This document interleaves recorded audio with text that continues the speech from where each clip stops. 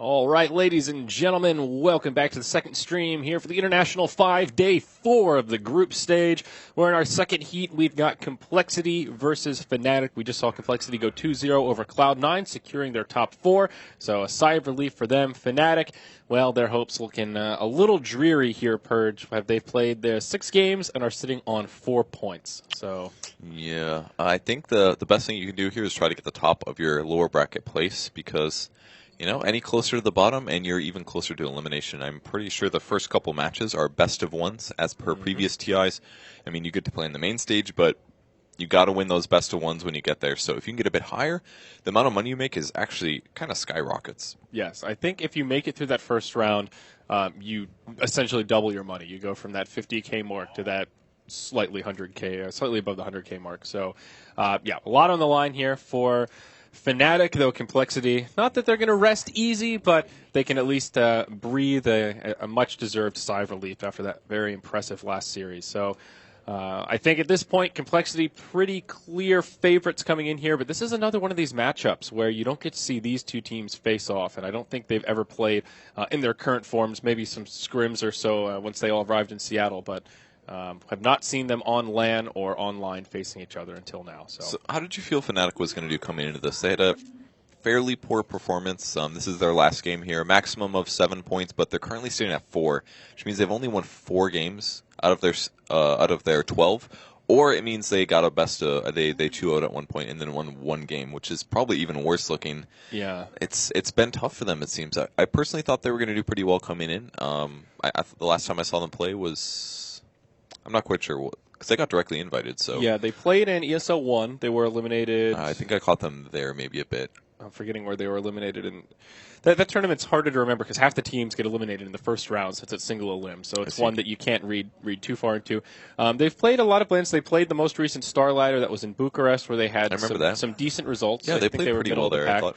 So I definitely would have thought that they would perform better than this. Mushi, I think, has done a couple questionable things in terms of skill build and their kind of play style. They don't always seem to be on the same page from the games that I've watched, which has been the source of their downfall, where sometimes Mushi will go for more of a defensive build. That Wind Ranger game where he went no power shot against the Viper is a great example. Sure, it's great in the lane. You're not spamming power shot against the Viper, but once you need to start moving around, controlling runes, you just have no damage. You know, that's a small example, but one where it seemed like they weren't all on the same page. So I don't know. I don't know exactly what to make out of their poor performance, to be perfectly honest. Well, looking at this game, it's kind of similar to some of the other tournaments or some of the other matches we've seen. Not so much a complexity game, but it seems like they really have strat diversity at least. Because this game they opened up with an Augustar, so it seems like they have like 3 pretty consistent ones. They've got like their SF mid with a Sven or other carry and a lot of roaming, or they did a Wisp one game, which was kind of an alteration of that build or of that game, and now they are going with a Darkseer in a first pick role. So this could be a carry. This could also be a support. They also pick up the Lina, and like the lanes are really hard to predict now because the Naga's played as support or carry. Lina's played as a mid, as a carry, as a support. Can be played by all 3 by complexity, and they grab a Darkseer in addition on top of that. And it's kind of hard to predict what they're going to do. I don't even know, and I just watched a bunch of complexity games. Yeah, I mean, even with the Darkseer, you think, well, okay, that's their offlaner, but twice in that last series, 2 out of 2, they went aggro try with Moon in the safe lane, first on the Centaur, second game on the Darkseer. So a lot of flexibility with how they want to play this. Could be Fly on the Lina, could be Swindle Melons on the Lina taking it mid, and same for that Naga as you talked about. So certainly their comfort zone with these 3 heroes. I feel like we've been seeing a lot more Naga bans since the first couple days of the tournament. Even on day 2 when we casted the kind of mini round robin between VP Empire and CDEC, Naga Siren seemed to be the key support in all of those games. When she was in, she had a huge impact, and when she was banned out, it was almost like watching a different set.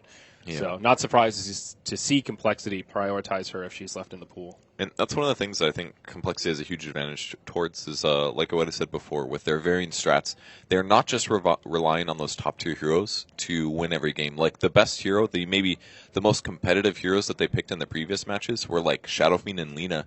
And no team is really piggybacking on those to be their end-all and be-all best hero.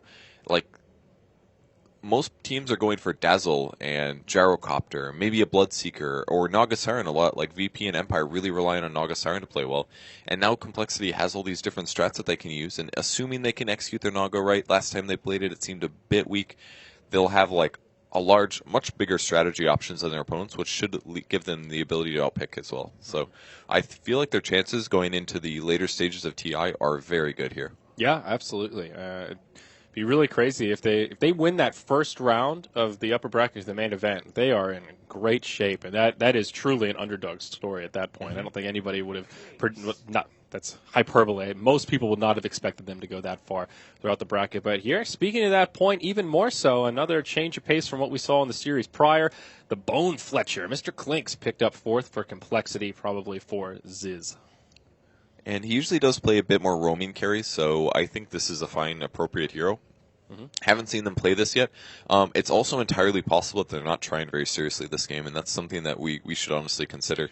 This could be a time to experiment. If they had heroes that they wanted to try out, see how they fare, this is really the time to do it. Yeah, they need to get at least one win here to guarantee third place in their group, to get an advantage of points over Cloud9. So I think it's worth doing that here, but I don't think it's revealing